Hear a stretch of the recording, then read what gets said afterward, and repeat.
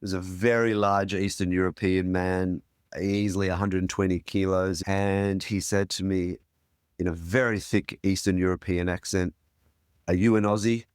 The world stopped. I said, yes, I am. He said, "Don't you lie to me, Jew boy." And can I tell you then, I thought my life was over. That was Simon Feldman. And today's conversation is a little bit different. It goes deep into a story most people never expect to hear on the show. The rise, the collapse, the consequences, and the long road back. Simon speaks candidly about the choices that derailed his life, the realities of prison that films never capture, and what it really takes to rebuild when you've lost everything. And through it all, running becomes part of how he finds stability, identity, and a sense of peace again. I'm Jason Hunt, and this is Execs Who Run, the show on life, leadership, and the miles in between. Now, let's dive in. Welcome along to the show, Simon. How are you doing today? Great. Thank you very much for having me. No, not a problem at all. This has been quite a few months in the making, hasn't it? We've both had a few things that have stopped this from happening, but here we are, and looking forward to this conversation. So thank you. So we start off these conversations the same way with everybody, and we ask about your recent most memorable run. So yeah, they're very, very easy. I have, which we will talk a little bit more about later. I have an incredible partner, KJ, and she is a remarkable human, and she has been part of my purpose and peace in life to really reinvent myself and find that sweet spot of peace. And part of that over the last 4 years has been running. So when we first met, I was somebody that was fit, somebody that always looked after themselves, but my Achilles heel, so to speak, was running. In fact, she said, when I look at you run, it is the least attractive part of you. And we started sand running on the beach. That was her foray into getting me into her world, into trying to find me a rhythm. And that's continued weekly, rain, hail, or shine at Bondi on the sand, of which we intersperse some cross-training into that sand running, which is at least an hour of sand running. And to answer the question of my most memorable recent run was not last Sunday, but the Sunday before, was the Festival of Wind at Bondi. And a run on the beach during the Festival of Wind is like dodgem cars. So we did not stop doing the arc. We don't run on the hard sand of the water. We run the soft sand on the arc. And trying to dodge every family, every tourist, every person at the beach, which was an exciting and amazing thing to look at, whilst trying to duck under a kite string. I rolled my ankle quite badly and strained my calf. That was no stopping KJ. She was, you keep going. And 6 laps later, I could barely stand, walk, let alone run. And I slowly healed. And then unfortunately, I rolled my ankle again, the same ankle at work the other day. But yeah, that would be my most recent and memorable run. Not my favorite. Not favorite. Yeah, memorable for all the wrong reasons. I can tell you completely connected to that is that up until that moment, running on the sand and doing that Sunday run is the way to not only end a week and get rid of whatever is in there, but also be fresh for the week ahead. It has a dual purpose for me.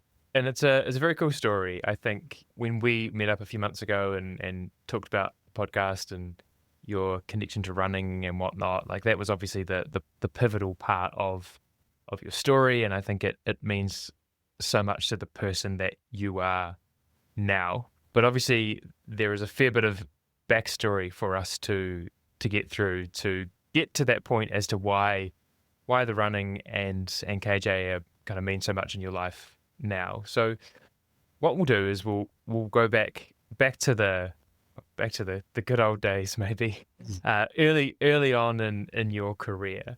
Do you want to tell us what you were kind of doing back in probably it was the 90s, wasn't it? Look, sure. So pre 2009 and in the early 90s, I was a founding partner of what at the time was a small Australian fashion chain, which grew and grew and grew into 1,000 stores, multi-brand. It was a multi-purpose, one of, if not the largest retail chain in Australia, a multi-branded chain. And I was the property director there, so I was responsible for the upkeep, negotiation, fit out, anything to do with the property and the retail stores. As a director and a founding shareholder, we did in the mid-90s go public, at which time I sold down most of my shares, but obviously remained in senior management. I had some family that were also shareholders, as well as a number of people I knew very well that were involved in the business. But for the sake of this conversation, it was a public company. It became a public company. At that time, I also went outside of my 9 to 5 role in this business. I went out and invested and was involved in a number of other businesses, property related, some probably ahead of its time recycling businesses that were connected to the property that I got involved in. And through some very poor decision making, I embezzled, not even remotely my proudest moments. I embezzled a large sum of money, and ultimately, when I was caught and went through the very arduous civil legal proceedings and ultimately criminal proceedings, the amount was agreed or came up with through forensic accountants that amount I embezzled was $16.7 million. And a judge made it clear, regardless of my previous unblemished life and the work that I did in the community, that it was quite clearly a breach of a breach of trust, albeit shuffling money that did not necessarily or didn't go to my own personal lifestyle, but to prop up other businesses that I was involved in. And I was sentenced to a maximum of 6.5 years jail, of which I would be required to serve a minimum of 4. There's no time off for good behavior in Australia, so that minimum 4 is the minimum you can spend. If I was of bad behavior, I wouldn't have received parole at 4, and the maximum I could have served was 6.5. And this past January, I'm not sure that I would like to use the word anniversary, but it was the anniversary of 10 years of me leaving jail.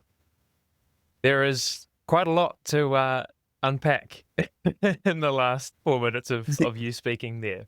And it really is an astounding story in all senses of the word. I want to go back to, I guess, where it all started happening and how that kind of came about. So do you want to take us to that kind of first moment that you started essentially committing fraud against your employer? Yeah, look, purely by chance, I am, and I reiterate what I have said publicly, what I have said privately, and as anybody that knows me will tell you, I am far from any criminal mastermind. There was no plan involved in any of this. I was responsible for approving, not approving invoices for anything property related, as I said. An invoice came across my desk which I approved, and another invoice came in from the same supplier, but for my private business. It was just by coincidence that we had the same supplier, and that invoice went over for payment to my employee, which was paid.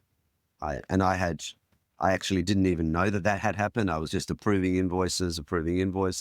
Of course, in the 90s, it was very much paper driven rather than what we would take for granted now. If anybody saw the systems that we had in the 90s or 80s or early 2000s, I'm not sure that most kids these days would understand how important a photocopier was, or even a fax machine. And my business partner in my private businesses called me and thanked me and said, well done for paying that so quickly. And I'm like, what are you talking about? And so that first embezzlement moment was by chance, not by plans. And unfortunately, that hole dug. I should have put my hand up. I should have stopped there. It was very easy. And although I was a grown man responsible for my own actions, my partner at the time, for want of a better phrase, held a gun at my head to make sure that happened. That continued to happen. We were very cash strapped. We weren't doing that well in our private businesses. There was an enormous amount of outside pressure from my business partner. I'm not sure that I'd almost call it blackmail to continue that. And I did. And Jason, I'm going to be honest, when you dig a hole and you bury that hole, then you dig another hole and you bury that hole and you continue to dig, and everything is about Band-Aids, and you stop sleeping at night properly, and everything is fight or flight moments of existence whilst trying to, have a family life, whilst maintaining a normal 9 to 5, all the normal parts of life, which you put a facade around, whilst really you just become adept at digging holes and filling holes, digging holes and filling holes. And I lost so much time. I lost so much concept of what was going on when ultimately I was not only found to have embezzled 16 points. If you'd asked me, hey, Simon, here's your chance to pay it back. Let's reset the clock. Not in my wildest dreams would I have imagined that it would have been that quantum of funds. When you're going through this process of, I guess, just trying to fill in the holes, right? You've got this business on the outside that's not doing too well, and essentially you're just trying to keep that propped up, and you've got the pressure from an outside party as well. At what point, or was there ever a point in that process where you felt like a criminal? Like what you were doing was a criminal activity? I never saw myself as a criminal because whilst I knew what I was doing was wrong, whilst I knew what I was doing had consequences, whilst I was aware what it could mean, my way of survival was falsely telling myself, you know what, you'll sell these businesses, you'll put your hand up, you'll pay the money back, there'll be consequences, but never did I imagine jail.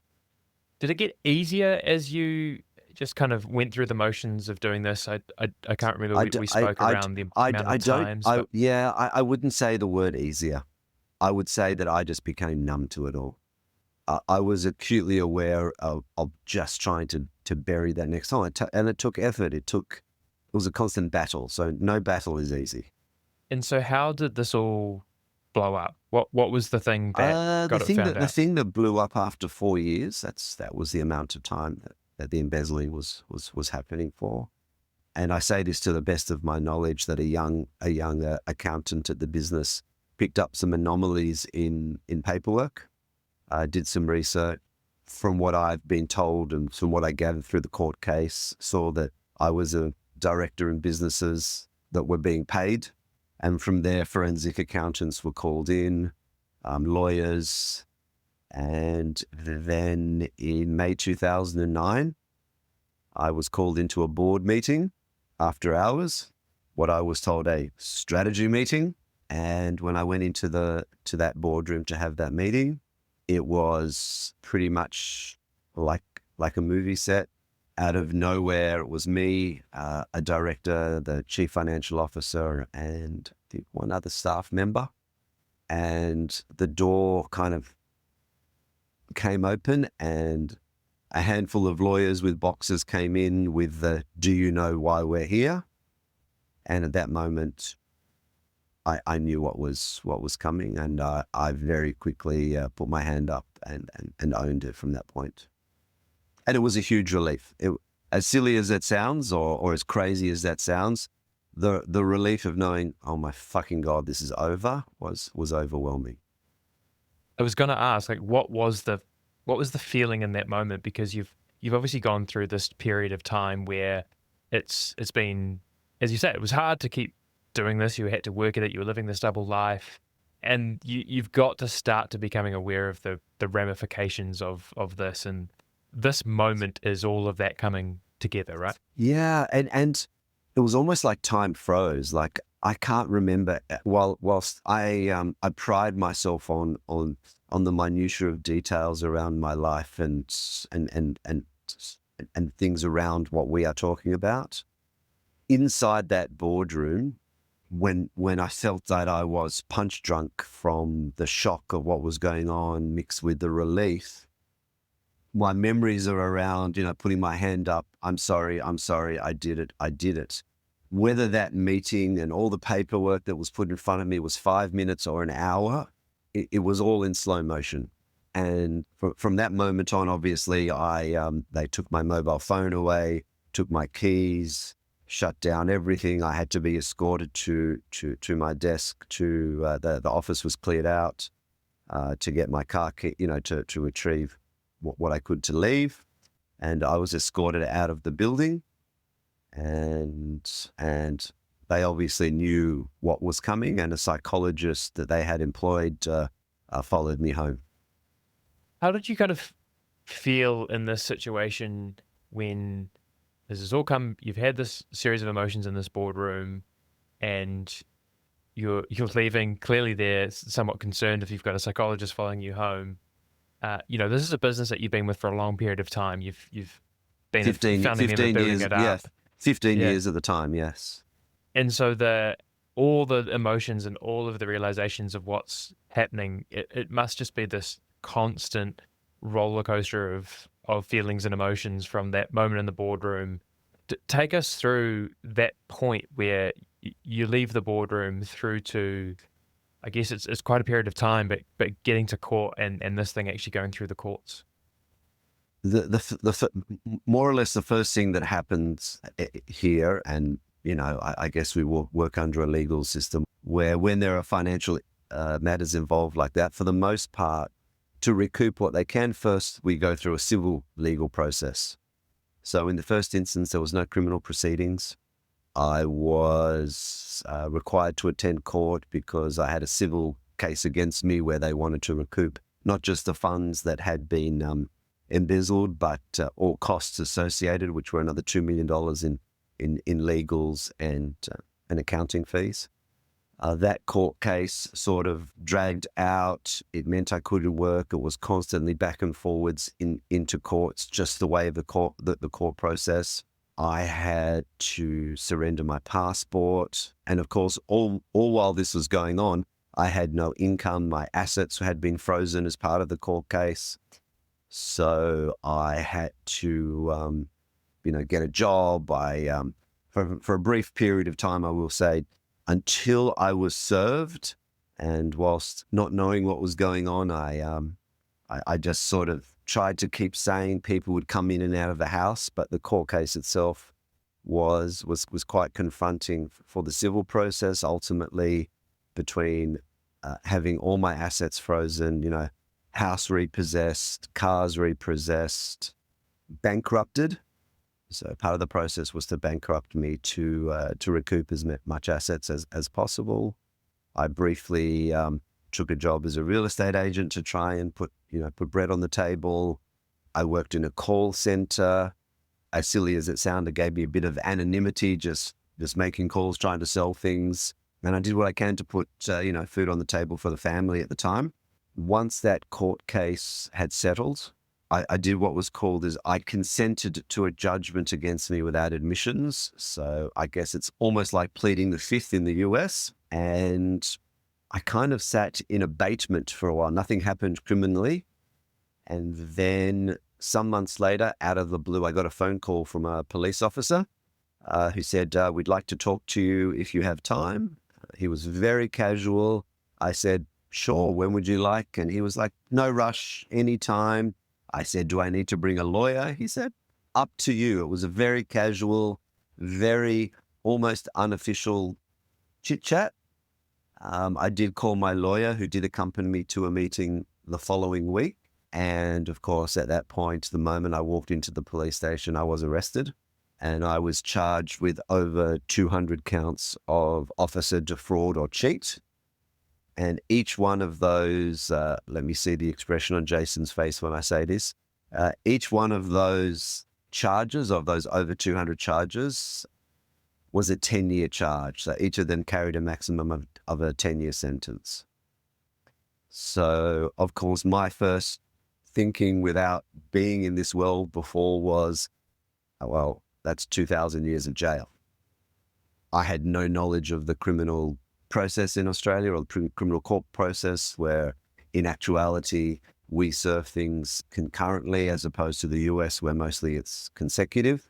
But there started my criminal journey, and from that moment of being arrested, I was after 24 hours, I was told that if I wanted to be set free, it would be a $500,000 cash bail, of course, which I did not have.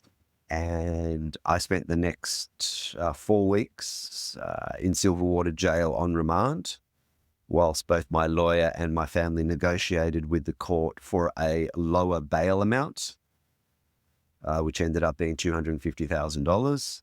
Again, given when it happened and things were a little less electronic, my incredible family in Perth put that amount of money up as surety, but it had to be done in a Perth court. By the time the Perth court acknowledged it, it was almost a month that I was on remand in jail in Silverwater. I have to ask the question because we've talked about this in the past, but $16.7 million doesn't just vanish, right? Where did the money go? The money went to prop up other businesses. So we had my partner and I, who I will tell you where he is at the moment to give you some idea of where that money went. In fact, I'll start with that. My business partner embezzled from me. So I embezzled and propped up businesses whilst unknowingly my business partner was stealing from me and the business. Artwork, cars, holidays, or I had no knowledge of. To my knowledge, and being in a 9-to-5 and attending meetings for my other business periodically and not as I should, I was under the impression it was going to multiple mortgage payments, to pay off multiple lease payments on some very, very large equipment that was involved in tire recycling over multiple plants, paying wages, paying office rent, interest, all those things that go in over 4 years. Now, $16.7 million is an incredible amount of money, but when it went through the court process, it was quite clear that that wasn't going to my lifestyle. You know, I earned an incredibly good salary at the time, more than enough to look after myself and my family. So that $16.7 million propped up a number of failing businesses and property investments. And so where is your business partner now? Before the criminal case and during the civil proceedings, we sort of faced off in court on opposite sides. You know, once that started, we ceased communicating. Once I was caught, we ceased communicating completely. Different lawyers, different everything. The lawyers who were after me for everything at the time, rightly so, demanded that I surrender my passport because I was a flight risk. And I said, I'm more than happy to. We had a mediation meeting before a court one day.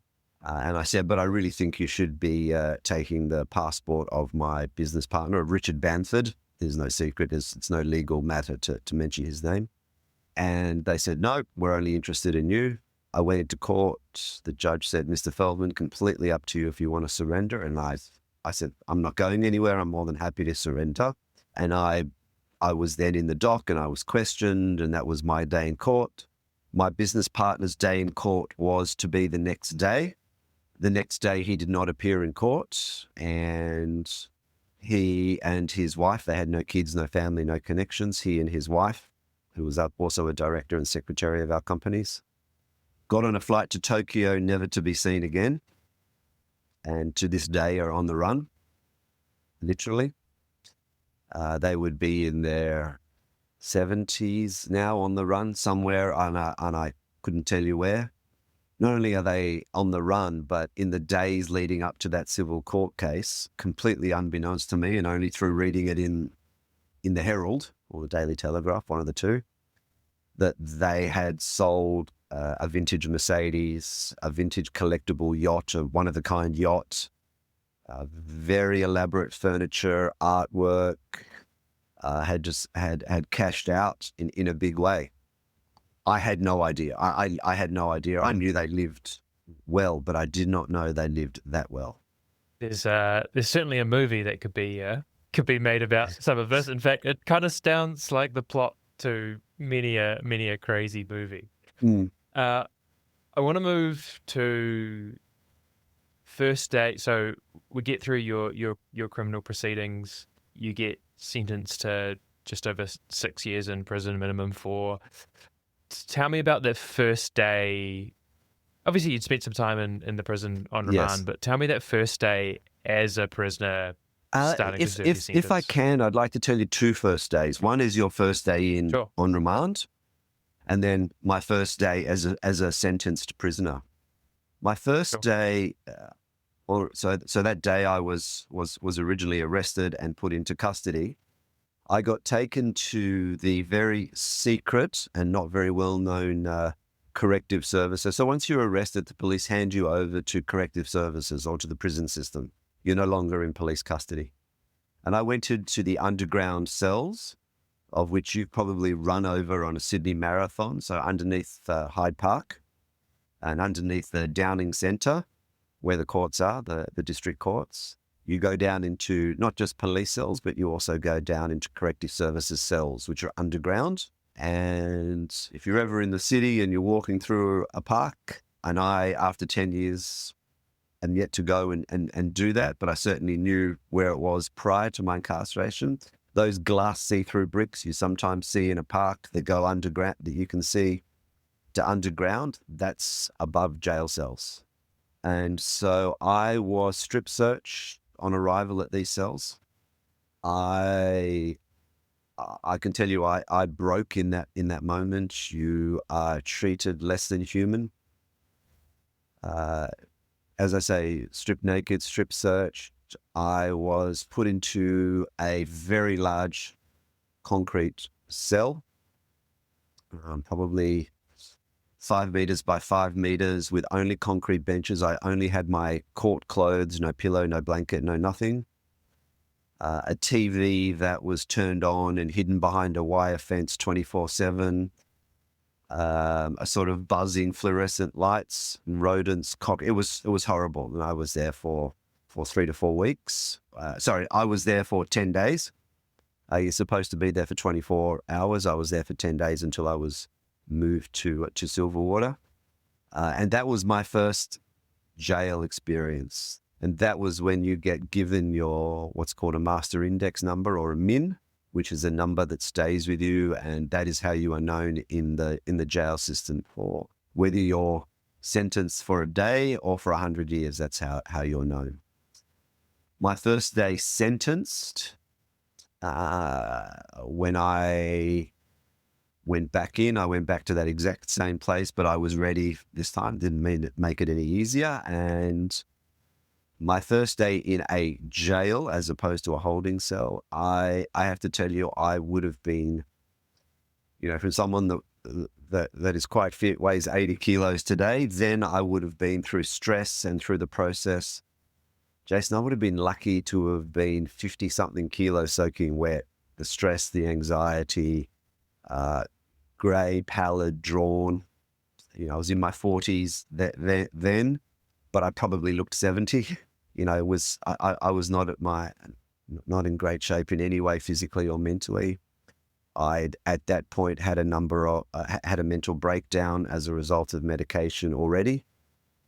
And on my first day in jail, again, to use the phrase like a movie, I walked into the jail of which I spent my entire 4 years. And as I walked in and I see a sea of men in green, you can see you're being sized up. How weak or strong is this person?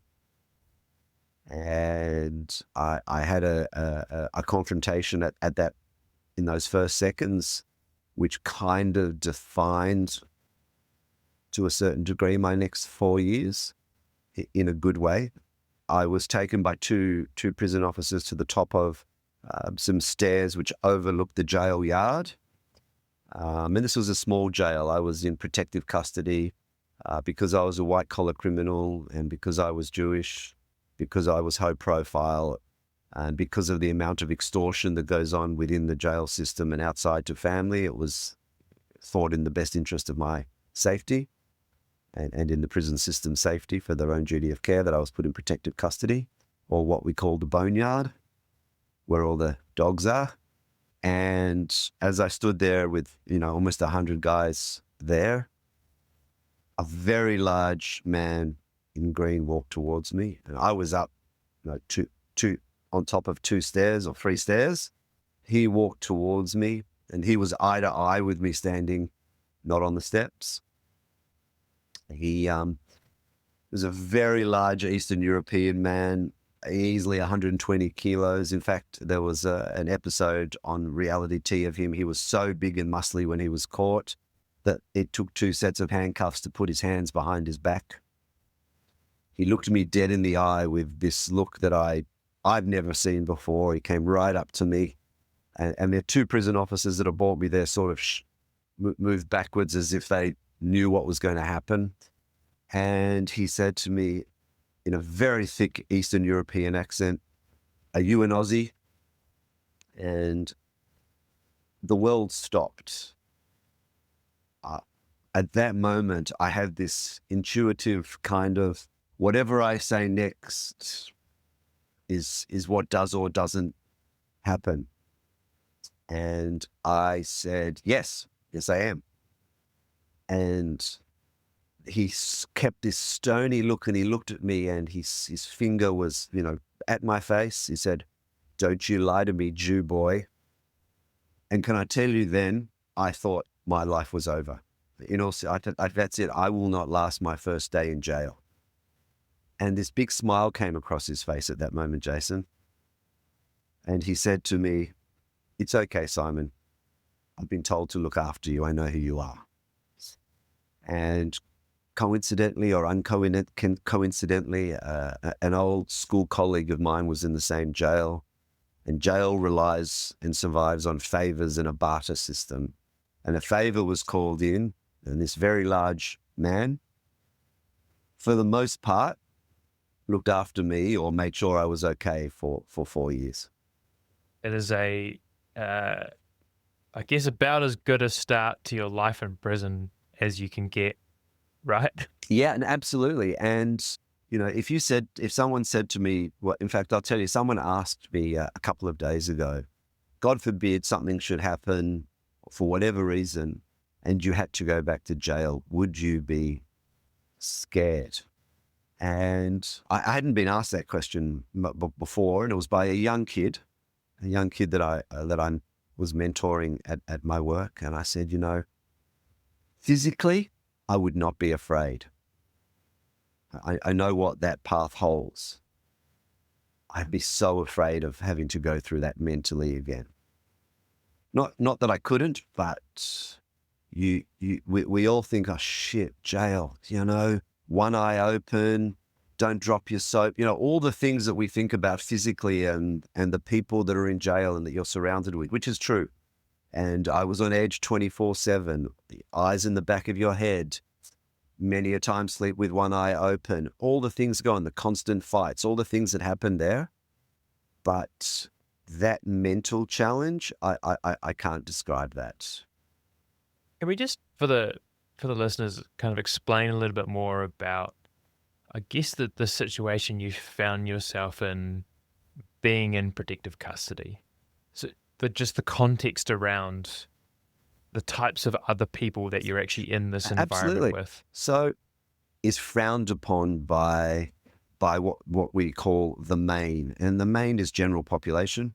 And if you have given evidence, or if you have rolled on someone, or whether that's in court or inside the jail system, if you owe money, if you're running from someone in the jail, you'll go into protective custody. And that, for the most part, is most of protective custody because you've done something that you're running from. The rest of protective custody are ex-cops, judges, bikies that can only be somewhere because there are too many gangs, drug couriers that know too much, white-collar criminals. And of course, the other side of that is I was in a minimum security facility, and that minimum security facility also acted as a transition facility for those that had done horrendous things, murder, rape, child sex offenders, just some horrendous things. But ultimately, almost everybody gets released, rightly or wrongly. I'm not. And so they would come through the same jail, whereas I was doing my first 4 years. They might have done 20 years and this was their last 4 years. So you find yourself a white-collar criminal and a child sex offender in the same jail. For example, the jail barber where I was, which is no secret, in fact, he's been all over the news recently, was the North Shore rapist. So for me to go and get my hair cut, I would have to sit in a chair knowing that the man cutting my hair was a rapist. It's very hard to describe that. And Jason, at the very beginning of my jail term, a prison officer sort of pulled me aside and said, Simon, I see the way you look at some of these inmates and what they've done. The lesson she taught me was, judge the crime, not the person, because to them, I was nothing more than a fancy thief. So the less I judged, I could be aware of it. That was my survival, was being aware of what others had done. And there are no secrets in jail, whether it be through Google, whether it be through Chatter, whatever it is, everybody knew what everybody was in for. You didn't ask, but everyone knew. You've spoken pretty publicly. I'm not sure if it's in the book, but I know you've done some other podcasts about, I guess, some of the worst moments that you experienced through prison, which we don't need to talk about here. And people can find those and listen to other podcasts if they want to hear about some of that kind of stuff. But what I'm kind of interested in is maybe the things that we don't hear about as much. And this may be hard to really articulate because you've already said a few of these things are a little bit hard to explain. But what are the things in prison that isn't like the movies, that people don't expect it to be? What are the things that are not as it seems? You see the very best of humanity juxtaposed with the very worst of humanity. So the very same person who might see you vulnerable one day and steal from you, the very next day, they could see you down on your luck and give you their last cigarette. I wasn't a smoker, but to use an example, everybody is in there to survive. And the rules and laws that we think of politeness and etiquette that we do here on the outside, what we don't see in movies, what we don't see are the minutiae of the laws in jail between the inmates. It's the green line and the blue line. The green line is don't ask what someone's in for. Be very careful who you walk around the yard with. Don't gamble. There's a whole lot of things not to do. We hear in the movies and we see on the news, Jason, to give you an example, prisoner X has a mobile phone. What the listeners and what you probably haven't thought about is, how do they get a mobile phone? So someone's had to smuggle that in a body cavity. Now we're talking about when I was in jail was 2011, 12, 13, 14, when phones were a little different to today. So how do you charge a phone, Jason? You need a charger. How do you smuggle in that same cavity a phone charger? All the things that we think, someone's got a phone, someone's got something. The hows, the smuggling, the corruption on both green and blue, the favors are quite remarkable.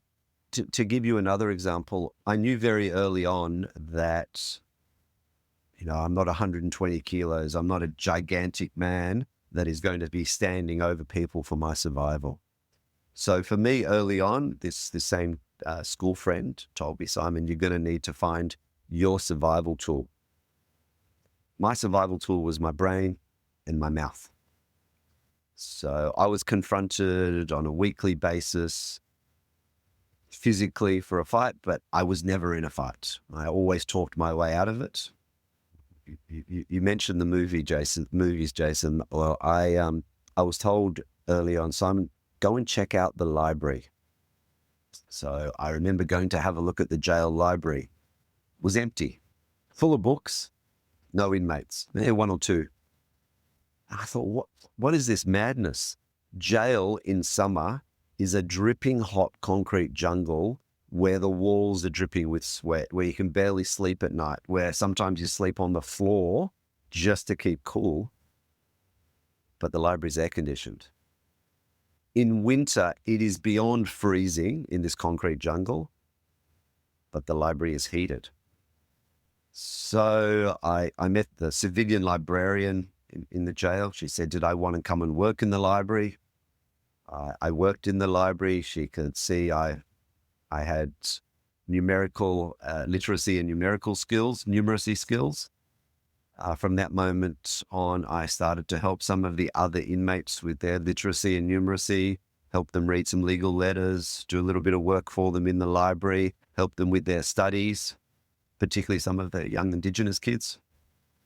The same civilian librarian offered to sponsor me to study to become a librarian, and the jail system sponsored me, and I got a Certificate 3 in Library and Information Systems. Never in a million years did I think that I would be a librarian, but it happened, and that was my survival technique.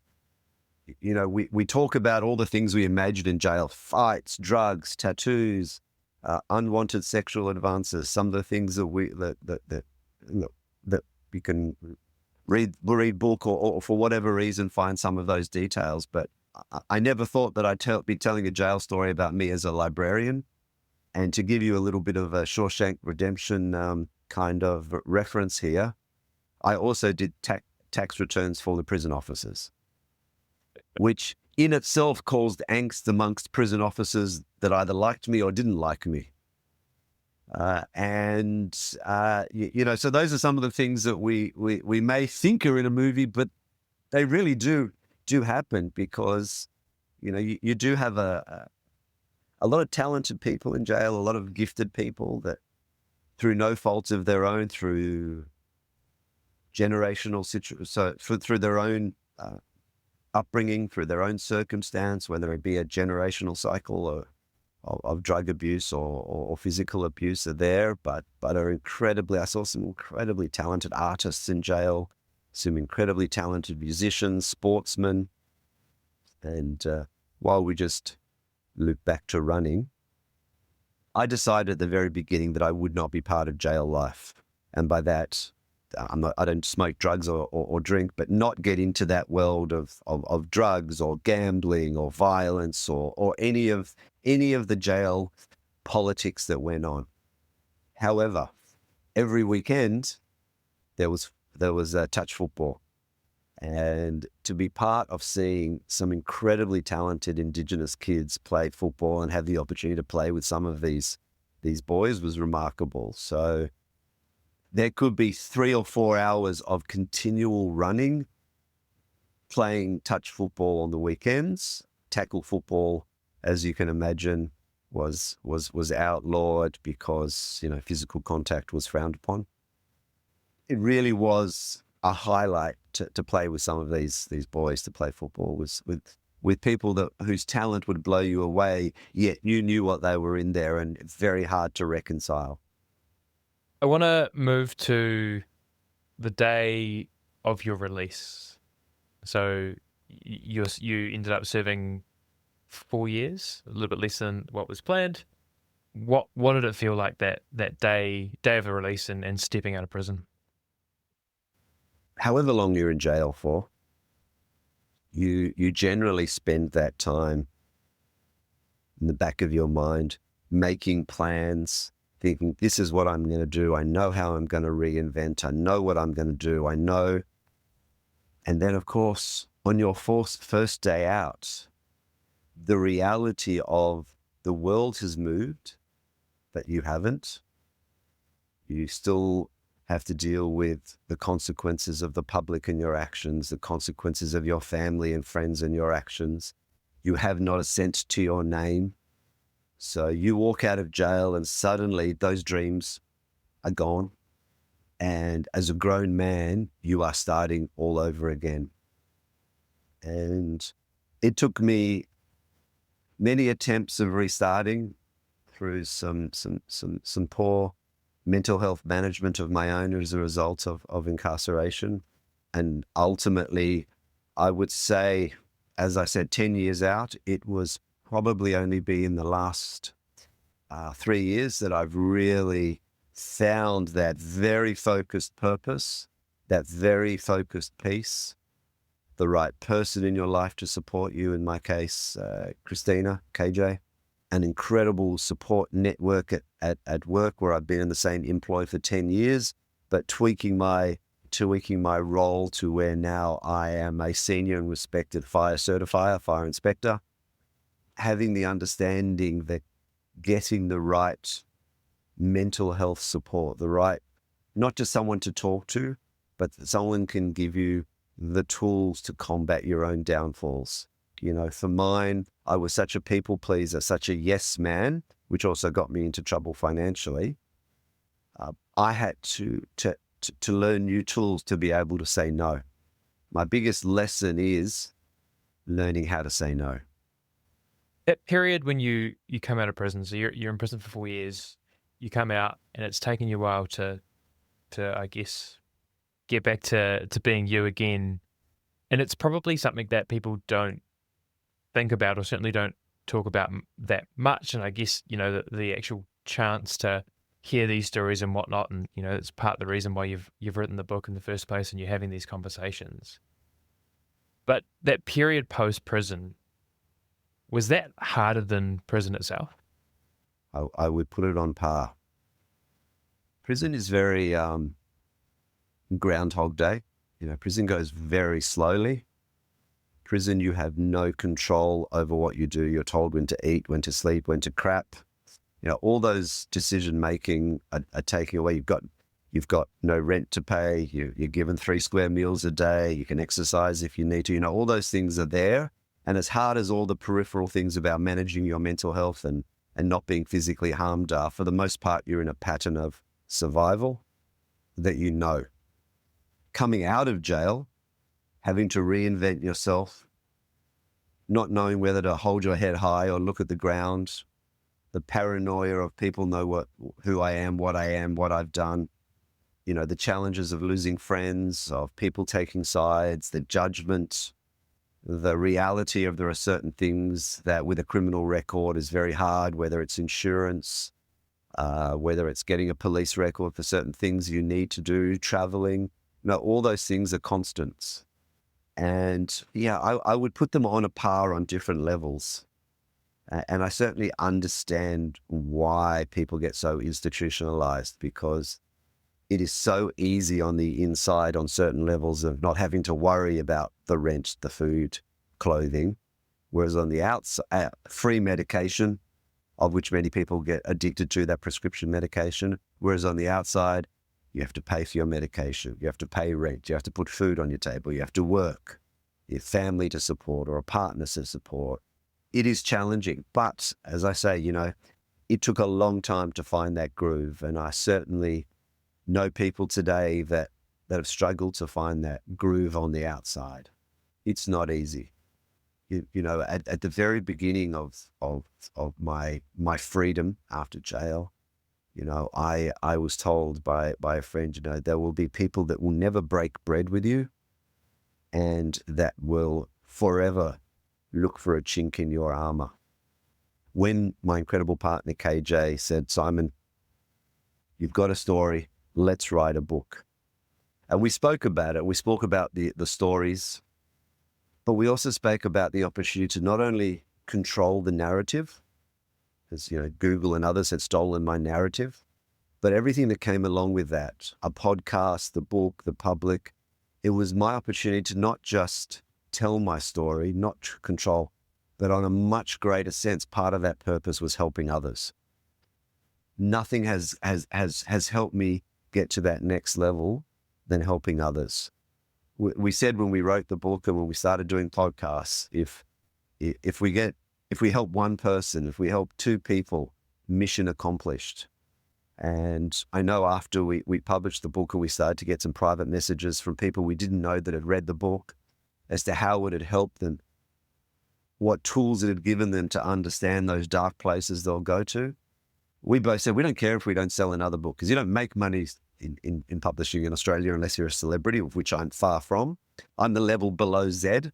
Once we got those messages, we didn't care if we didn't, sell another book again or whatever. But the dual purpose of the book was the narrative, but so much about helping others. Oh, I want to come to that, and the last segment of this podcast is always about different bits of advice, and I think your lens on it will be a unique one, so I'm looking forward to that. I just want to talk a little bit more about, and we touched on it right at the start, but I guess really what we always do talk about in this podcast is people's running origin story, and usually that's somewhere in their teens, or they ran through school, or maybe in their 20s they needed a healthier lifestyle, or whatever it might be. Yours was a bit different. Yours was to try and find love. Yes. Tell us about that a bit further. There's probably a whole podcast on online dating if you've done time in jail, because it's at what point does the other person find out kind of scenario, and is that the last date, or do they swipe and get rid of you? So there's that challenge in itself. KJ and I met on an online dating app, and we agreed to meet at a pub, which we did. And you've met KJ.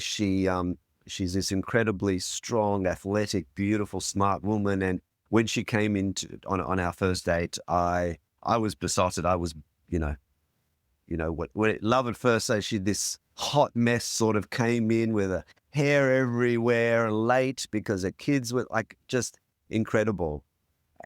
I kind of thought I'll do anything for this woman. We had our ups and downs, but her journey through her entire life of her keeping a lid on her world, whether it be physically or mentally, through childhood, through motherhood, whatever it was, her center was running. And to watch a mother of four who's lived all over the world, who's someone that wasn't born here but came here as an immigrant and went through the migration process from a communist country, to hear her talk about what running has done for her. She's run sand marathons. She's organized charity events with Pat Farmer, and having to run a marathon a day for 10 days through COVID, and just to see, pushing 2 strollers at a time around the world just so she could keep running.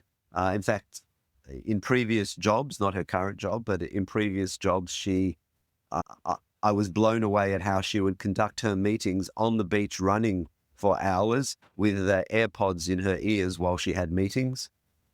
I was on a site at 6 a.m. this morning. She rang me not long after that, trundling around Centennial Park. So yes, I ran for love, and I will not look back on that.